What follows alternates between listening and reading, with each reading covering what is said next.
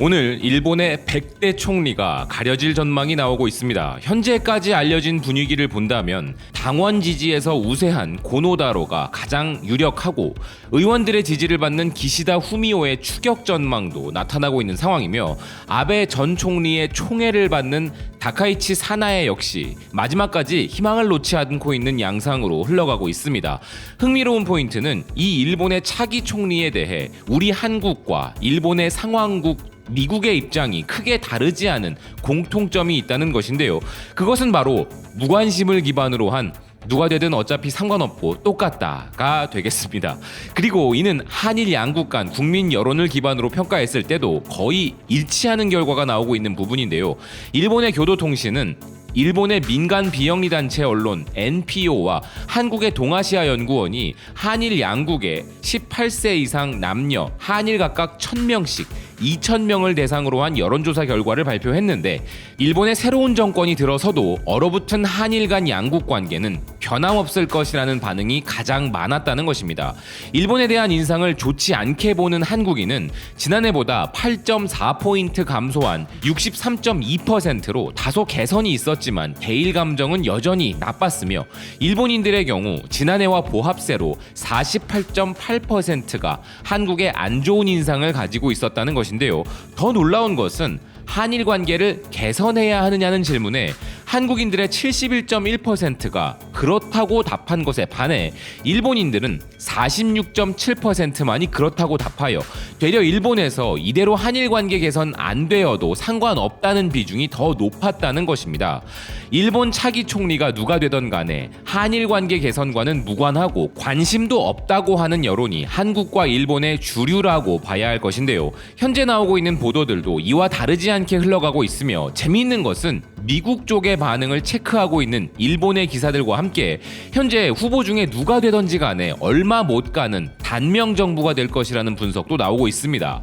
일본의 니케이 아시아는 한국은 일본 자민당의 후보들 중에서 좋은 선택이 없다고 본다는 기사에서 고노다로와 기시다 후미오 어느 쪽이 되어도 한일 관계 개선을 기대하지 않는 한국의 분위기라 전하고 있는데요. 현재 4명의 후보 중 누구도 한국과 일본의 냉담한 관계를 깨뜨릴 가능성은 없다고 한국의 분석가들은 전망하고 있다는 것입니다. 그리고 일본 차기 총리 누가 되어도 그 정권은 단명할 것이라는 주장은 일본의 니칸 겐다이에서도 확인할 수 있었는데요.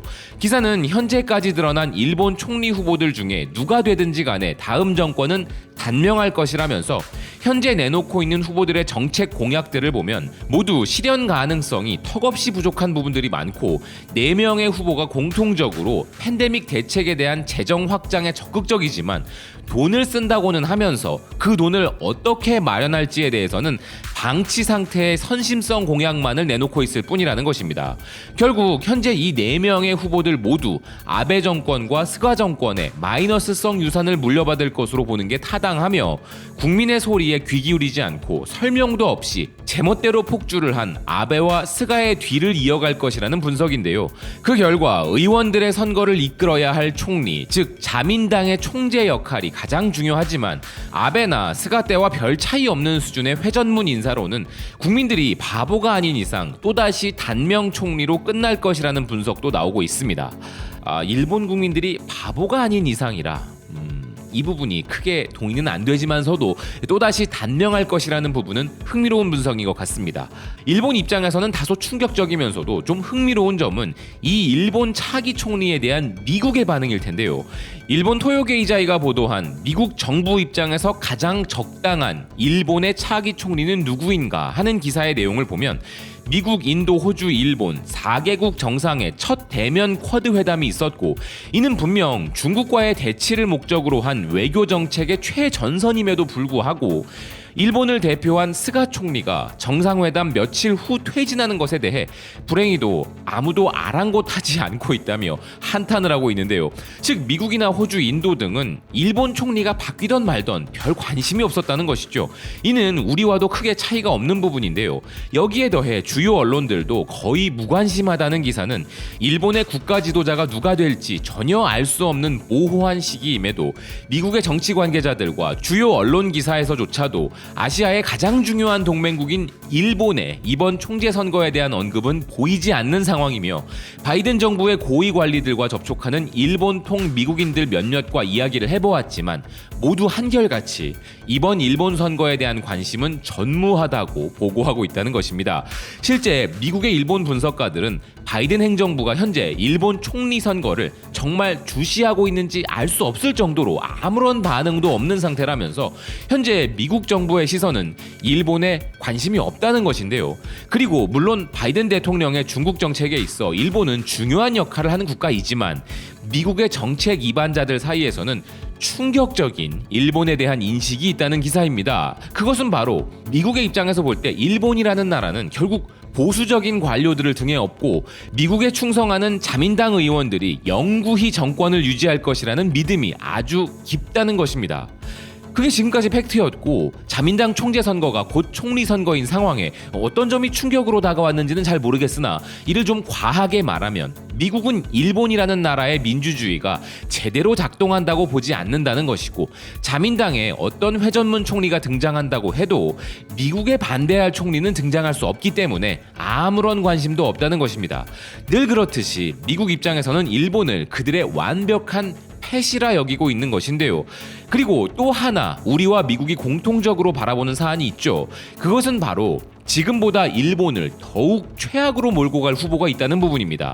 기사는 고노다로와 기시다 후미오가 미국이 그나마 잘 아는 후보들이고 고노다로의 경우 영어를 능숙하게 사용하기에 미국에서 더 선호할 것이라는 말들이 있는데 정작 미국에서는 특별히 고노다로를 선호하지도 않는다면서 고노다로나 기시다 후미오 누구라도 상관없지만 한미일 관계를 더욱 강화하려는 미국의 입장에서 야스쿠니 신사 참배를 공약으로 내거는 후보인 다카이치 사나에가 만약 총리가 되면 이는 미국 정부의 희망을 실질적으로 무너뜨리는 일이라는 미국 관계자의 말을 전하고 있는데요.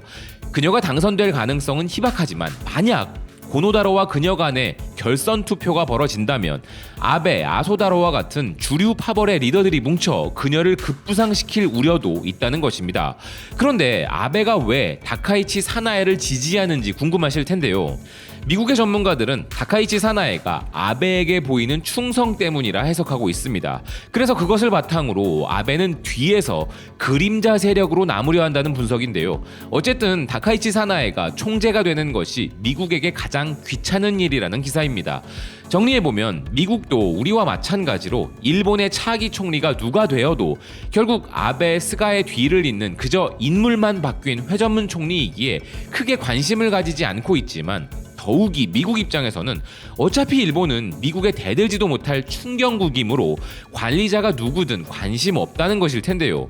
최근 한국이 더 이상 독도에 구조물 설치를 못하게 하겠다는 정말 정신상태가 의심되는 망언을 뱉은 다카이치 사나에 그녀의 당선 가능성은 희박하지만 일본의 몰락을 가속화시킬 인물인 것은 분명해 보입니다.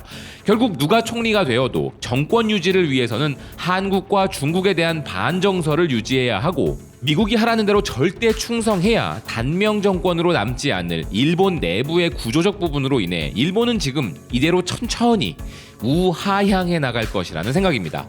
시청해주셔서 고맙습니다. 또 뵙겠습니다.